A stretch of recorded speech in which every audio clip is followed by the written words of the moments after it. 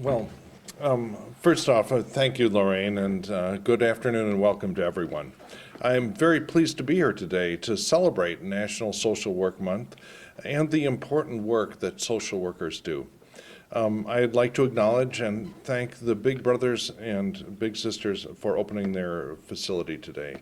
And also a special thank you to Lisa Loss, the Executive Director of Big Brothers and Big Sisters, and her team of social work interns for assisting with the coordination of this event.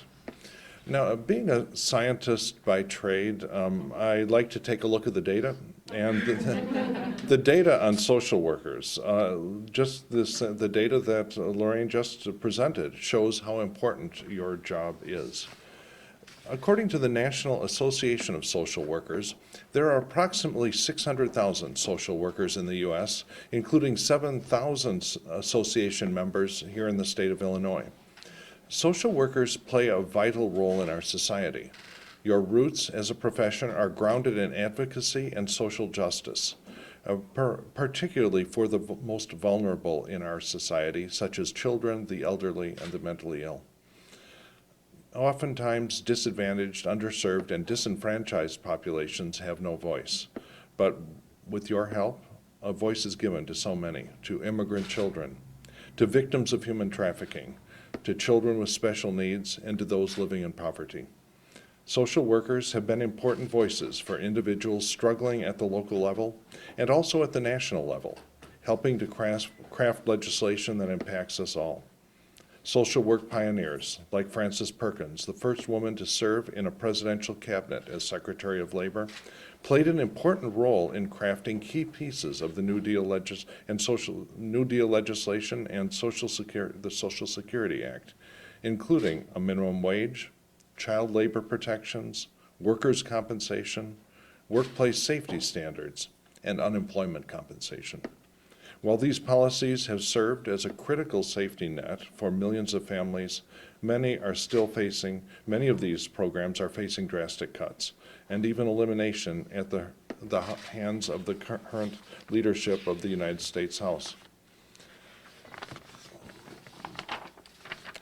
Programs for providing quality mental health services to reduce rates of recidivism, reentry, and incarceration have been reduced already and are threatened with greater cuts. Just yesterday, House Republicans voted for the Ryan budget, which would end Medicare as we know it. Cutting these programs doesn't help anyone.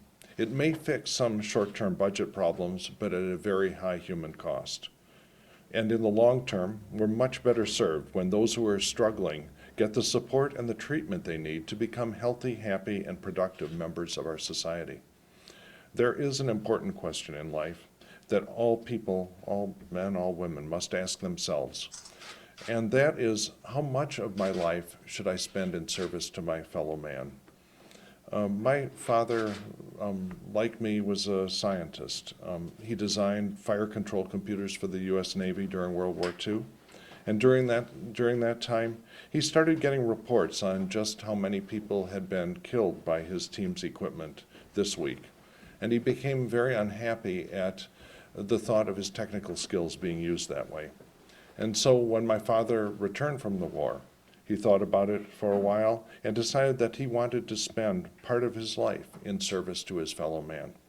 So he became a civil rights lawyer and wrote a big part of the enforcement language behind the Civil Rights Act of 1964. So, it was actually reading my father's papers after he passed away a few years ago that got me to think about that fundamental question. And like my father, I chose to devote a portion of my life in service to my fellow man, as everyone in this room does today. So it's clear that all of you have made that same decision as well, working to provide the most vulnerable among us with the support they need. Whether it's by mentoring children in communities with agencies like Big Brothers and Big Sisters, providing substance abuse treatment to veterans who've returned from the war, advocating for civil rights, working with members of Congress, or all of the dozens of ways that social workers help those in need throughout our land. But I want you to know two things. First, that I value you, your work, and you. And I envy you. Because when you decide to spend part of your life in service to your fellow man, you can either choose to work directly with people, helping individuals, and you can look them in the eye and see the difference you've made in their lives. Or you can choose the route I've taken, which, to work in politics, to get sent to Washington, and then you vote on important things like health care, to make sure that 40,000 people a year will no longer die for lack of health insurance. And so you can help people. And so this allows you to help people by the tens of thousands or millions, but you miss the opportunity to look into the eyes of the people you're helping. And there's a trade-off there. And so I envy you as well. And that's one of the reasons why I chose to hire, my director of constituent services, Chastity Wells Armstrong, who is herself a social worker, because she gets it. And as we close here, I want to encourage all of you who are inspired by your legacy to also advocate for social justice, to be inspired by the social work pioneers who've come before you, such as Frances Perkins, and to continue your diligence in providing a voice for the populations that most need it. The people you help don't have the same class of lobbyists that you see in the very powerful interest in Washington. And so the only thing that matches that is the voice of individuals like you. It's very, very important.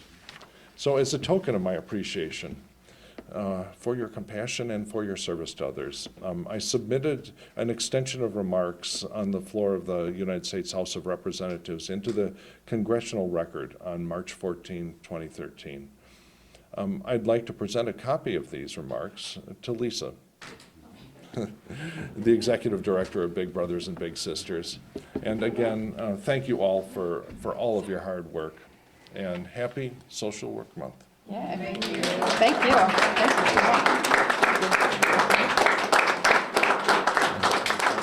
Thank you. Thank you.